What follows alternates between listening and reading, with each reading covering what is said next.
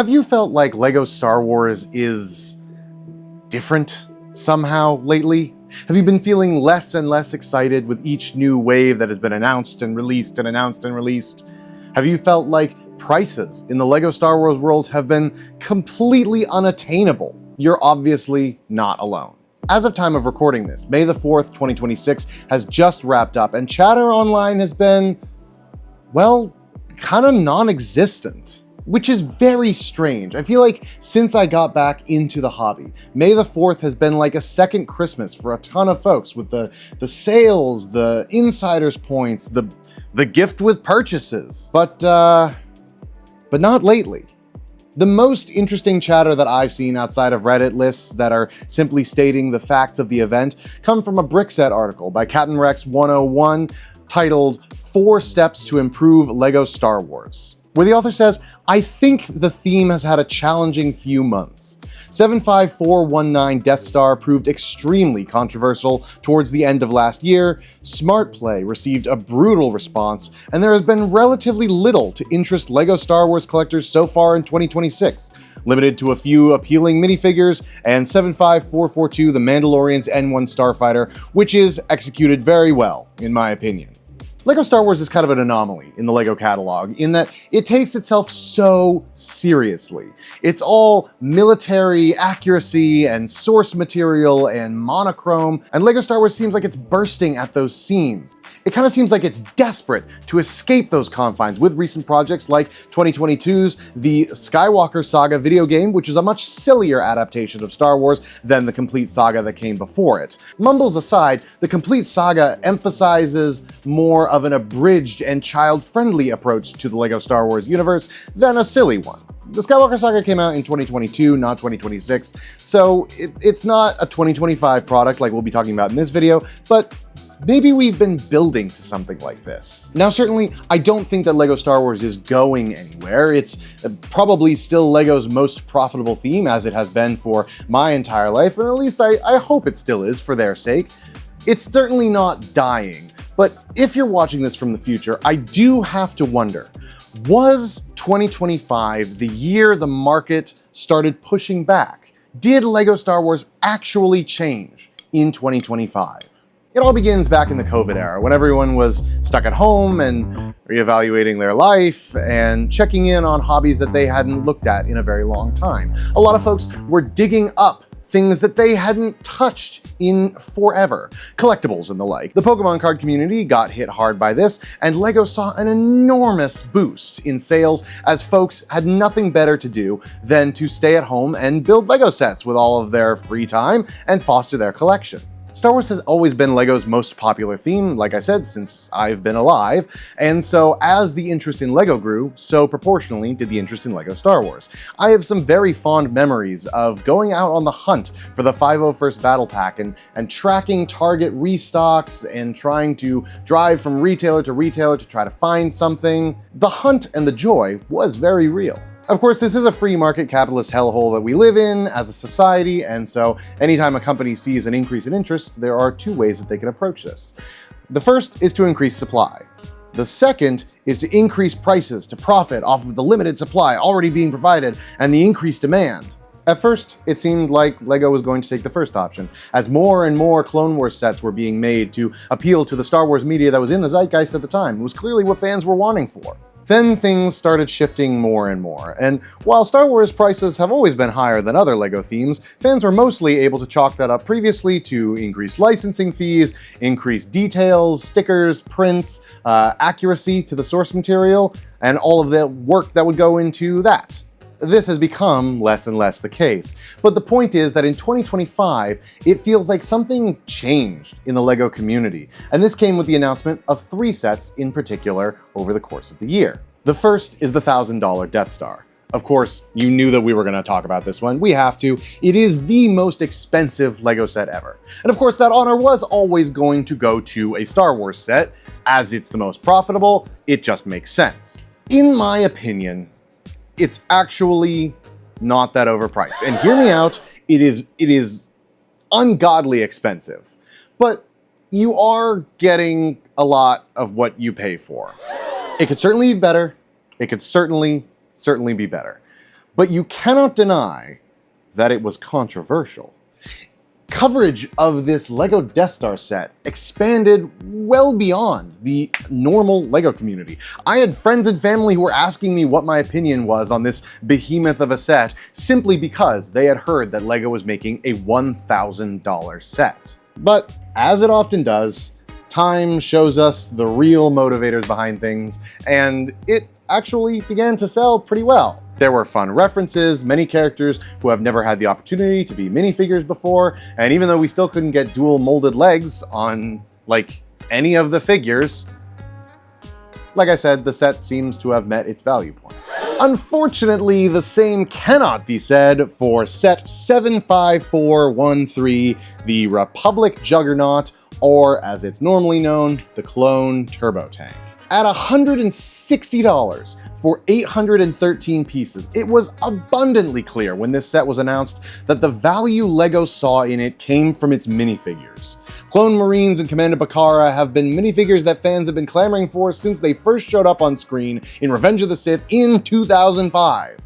And I actually don't think that I can think of any minifigure or character from the Star Wars universe that fans have been clamoring for to be made in LEGO quite as much, as vocally, as loudly, as often as the Clone Marines. It's almost become a meme at this point how many young prequel fans took their Imperial Snowtrooper minifigures and colored the back of the mask maroon to create custom versions of these beloved clone troopers. They are one of the first minifigures that LEGO bootleggers often make because they know that LEGO Star Wars fans are thirsty for that tall glass of water. Price per piece is certainly not everything in the LEGO world. It is a flawed metric that does not take into account the various blocks and forms filled by large pieces versus small pieces, fabric elements, minifigures, etc. But it is often the starting point that a LEGO collector might use to determine if a set is a decent value or not, roughly. The going rate is on average about 10 cents per piece if you didn't know, and this is for two reasons. The first one is because it's just kind of what we see the most often. On average, a 700 piece set most often will cost $70, give or take a little bit. And the second reason is that if you go and buy LEGO parts individually from LEGO firsthand off of their online pick-a-brick service, they generally cost about 10 cents per piece. Obviously, this has some variety depending on size and material and color, but on average, this is what you're gonna see. So let's look at this set through that lens. It's 813 pieces, so let's say that that build alone is worth $80 to $85. That means that the rest of the cost is in the minifigures.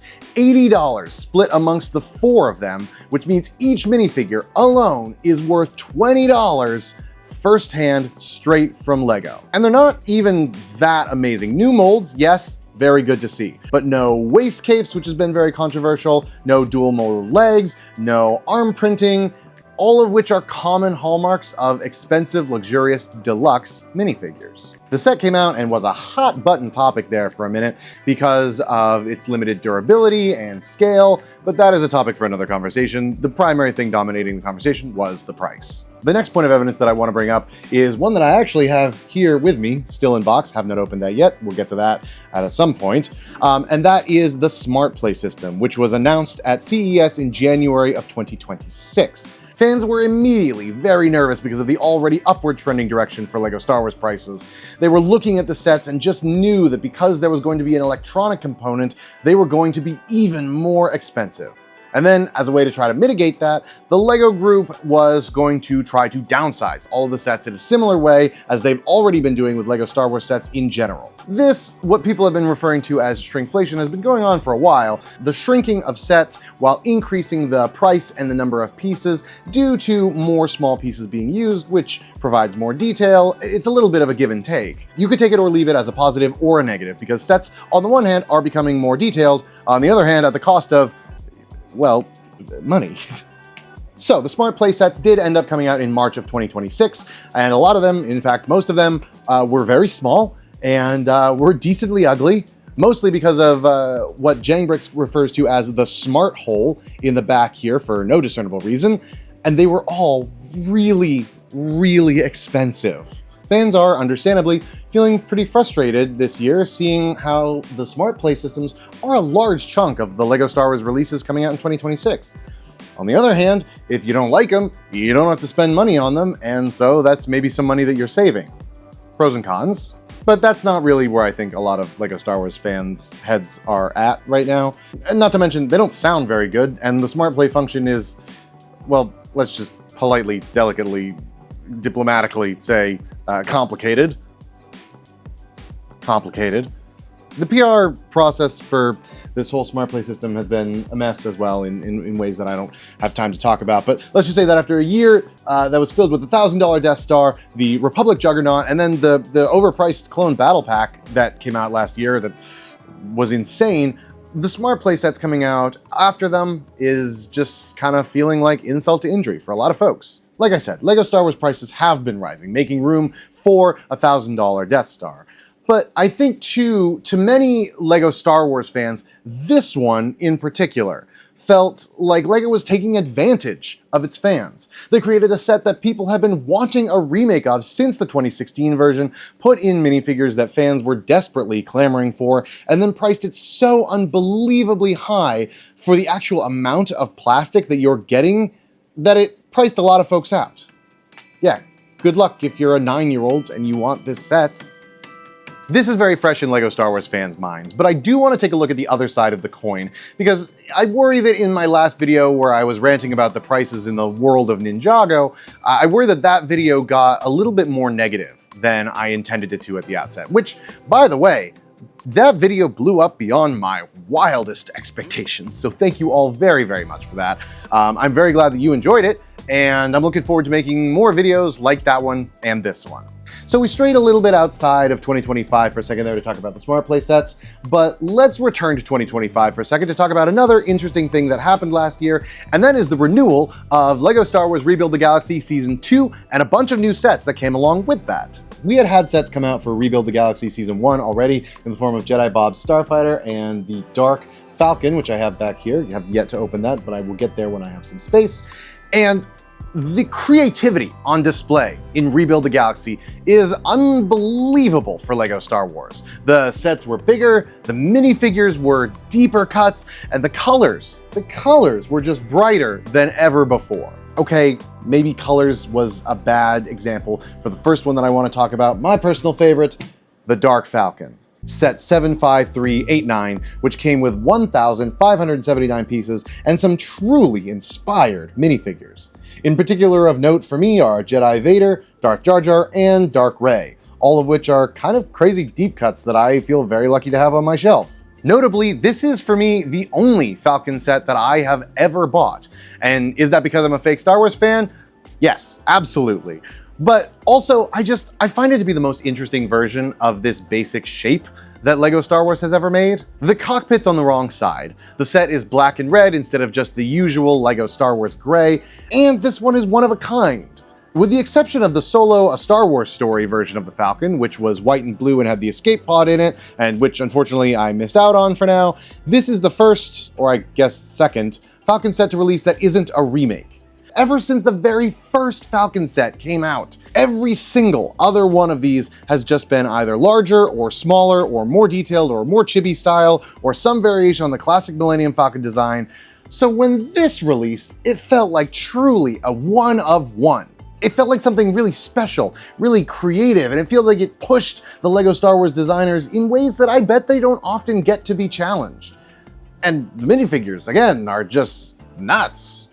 But with Rebuild the Galaxy Season 2, it felt like just they were committing to a whole new, renewed sense of purpose. The Force Burner Snowspeeder was also announced and released as set 75414. It's a similar situation to the Dark Falcon. It's recognizably the same base vehicle as previous Snowspeeders that have come out before, but instead of being a challenge for the set designers, this one was probably a challenge for the graphic designers and the graphic artists, because this was just so colorful.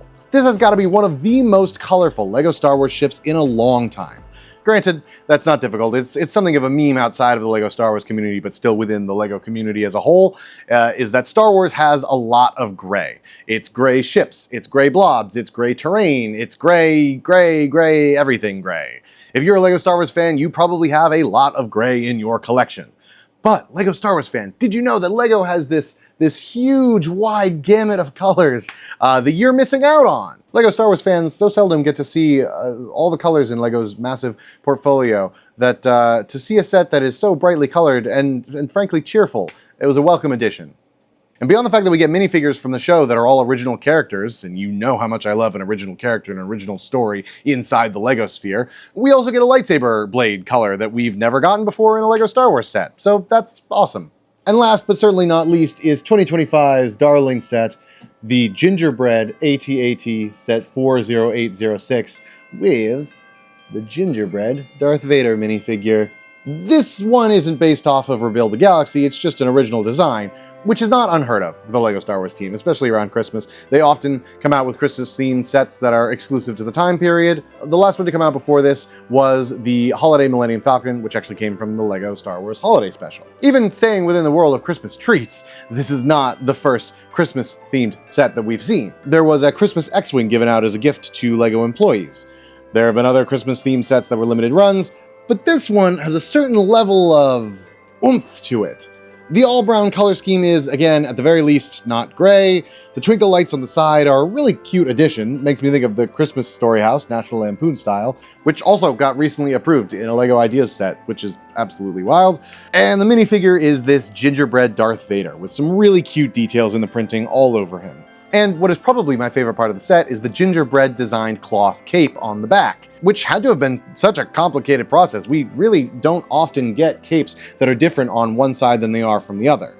And when we do, it's considered incredibly deluxe. In my mind, custom soft printed goods are the epitome of a luxurious deluxe minifigure. And what is ultimately the most significant thing about this set, in my opinion, is that for Christmas 2025, the Gingerbread AT-AT sold out. It went on back order. Now, I don't know if this is because it was really popular with kids, or if it was driven by investors who figured that the Gingerbread Darth Vader was going to be a good financial investment that would grow year over year, or if this was couples who were looking to build some sort of LEGO Star Wars set together to have something Christmassy on display. But I like to believe, in my optimistic little heart of hearts, that this was because LEGO Star Wars fans are thirsting for creativity. This whole video I've been referring to LEGO Star Wars fans and the LEGO community as almost two distinct separate entities. But what if we're just all one big LEGO community that is desperate for more color, more creativity, more fun prints, more pretty capes, more weird, wacky one-offs, instead of, oh, I don't know, a smart hole being dragged along by a carrot on a stick? I mean, what would you rather spend $180 on? A singular piece of creativity with deep-cut references and nods to fun and crazy characters and alternate universes and conspiracy theories, or this set from a scalper?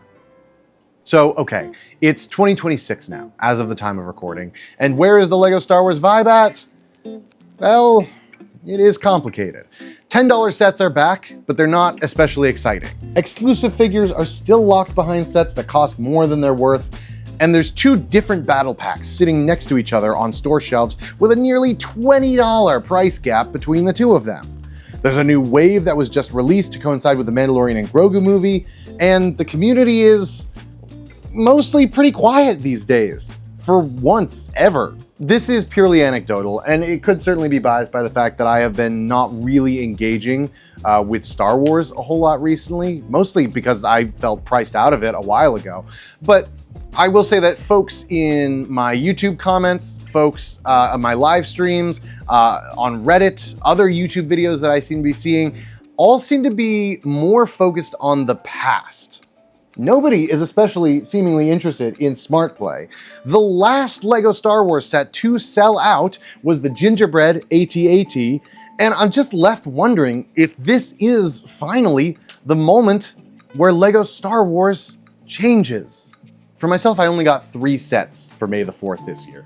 2 from last year, and 1 that I plan to make a video on sometime later on down the road. Even though I've collected every single clone trooper from 2020 onwards, I'm, at the moment, skipping the Republic Juggernaut and the 327th Battle Pack. I'm just not really interested in buying them from LEGO. Even with the extra VIP insider points, I just feel like buying them at all while they are on full price from LEGO shows them that I will buy it, and that they can raise the prices and I'll still buy it. So I'm either waiting for it to go on sale from LEGO, or maybe I'll buy it, if I end up getting it at all, from a third-party retailer, Amazon, Best Buy, I don't know, we'll see. We'll see.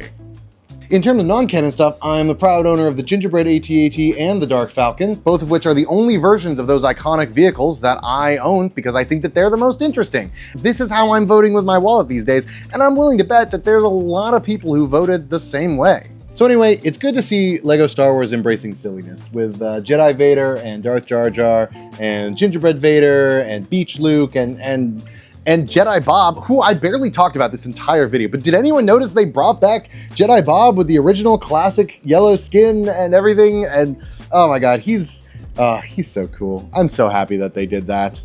If I'm correct, and 2025 was a turning point, then what does the rest of 2026 look like? What will 2027 look like beyond that? Are we at the beginning of a creative renaissance? Or is this just a brief exhale before the next $1,000 set?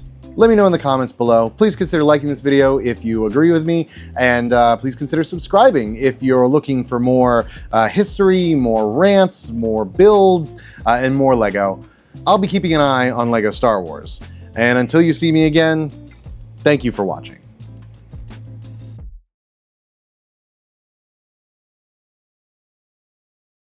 So we strayed a little bit outside of 2025 for a second there to talk about the Smart Play Sex. The Smart Play Sex? Good heavens.